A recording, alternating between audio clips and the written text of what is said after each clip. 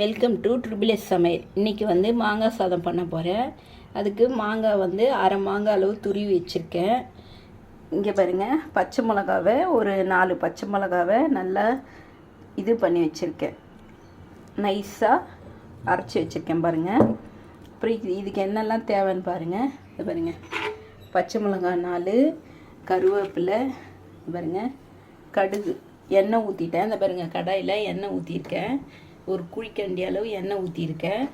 இதை வந்து காஞ்ச உடனே கடுகு போட்டுடணும் இதில்.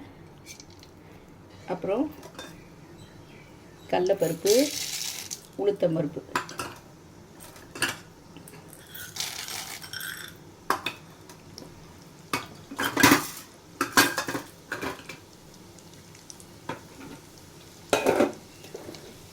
பாருங்க, இது நல்லா செவுக்கிற மாதிரி வறுக்கணும். ஸ்லோவில் வச்சே வறுக்கலாம். அப்புறம் இந்த பச்சை மிளகாவையும் எடுத்து போட்டுடணும். அதில் இந்த மாங்காய் துரி வச்சுருக்கோம்ல, அதையும் எடுத்து போட்டு நல்லா வதக்கணும். ஒரு குட்டி கதை ஒன்று சொல்கிறேன் உங்களுக்கு. ஒரு ராஜா இருந்தாராம். இந்த ராஜாவுக்கு 2 பிள்ளைங்க இருந்தாங்களாம். அதில் வந்து ஒரு பெரிய பையன் வந்து, அதாவது வேலையே செய்ய மாட்டானா, எப்போப்பா சோம்பேறியாக இருப்பானா. சின்ன பையன் நல்ல சுறுசுறுப்பாக இருப்பானா.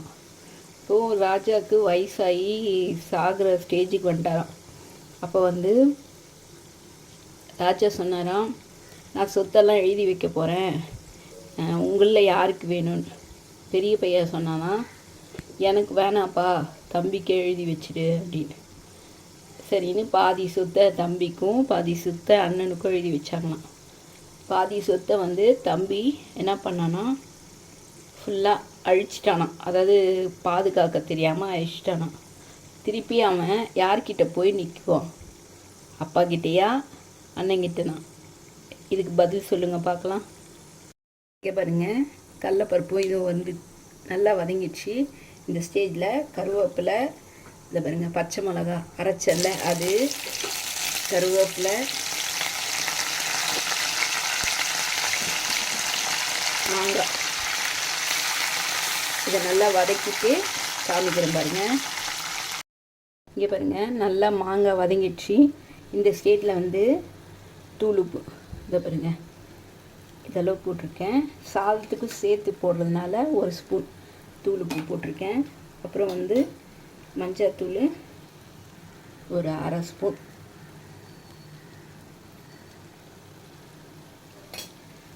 இதை கொஞ்சம் கிளறி விடணும். நல்லா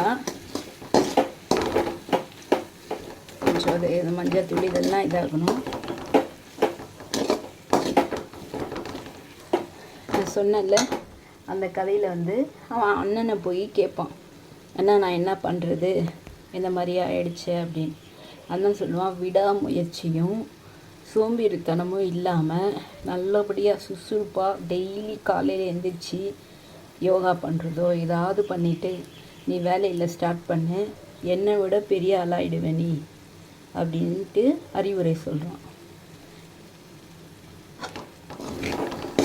அதை பார்த்த ராஜா, பரவாயில்ல, இவன் நல்லா வந்து தம்பியும் நல்லா நிலைமை கொண்டு வருவான், இவனும் நல்லா இருப்பான் அப்படின்னு சந்தோஷத்துலேயே அந்த ராஜா வந்து இறந்து போயிடுறார்.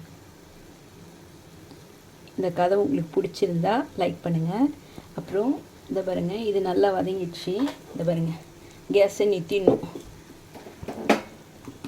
கேஸை நிறுத்திட்டு இதை பாருங்கள், ஒரு கிளாஸ் ஃபுல்லாக சாதம் வெடித்து ஆற வச்சு வச்சுருக்கேன். அதையே இதில் போட்டு நல்லா கலரிடணும். இங்கே பாருங்கள், மாங்காய் சாதம் ரெடி ஆயிடுச்சு. இந்த டிஷ் உங்களுக்கு பிடிச்சிருந்தா லைக் பண்ணுங்கள், ஷேர் பண்ணுங்கள், சப்ஸ்கிரைப் பண்ணுங்கள், பெல் பட்டனை டிங்குன்னு வச்சுருங்க. நிறைய பேர் பார்க்குறீங்க, லைக் போடாமல் பார்க்குறீங்க, ப்ளீஸ் லைக் போடுங்க. அப்போ தான் நிறைய டிஷ் நான் போட முடியும். இந்த கதையும் உங்களுக்கு பிடிச்சிருந்தா லைக் போடுங்க. இனிமேல் ஒவ்வொரு இதுக்கும் ஒவ்வொரு கதையும் சொல்கிறேன். எங்கள் தாத்தா சொன்னாங்க இந்த கதையெல்லாம், ஆனால் ஆல்ரெடி நீங்கள் அதை கேட்டிருப்பீங்க. Thank you very much.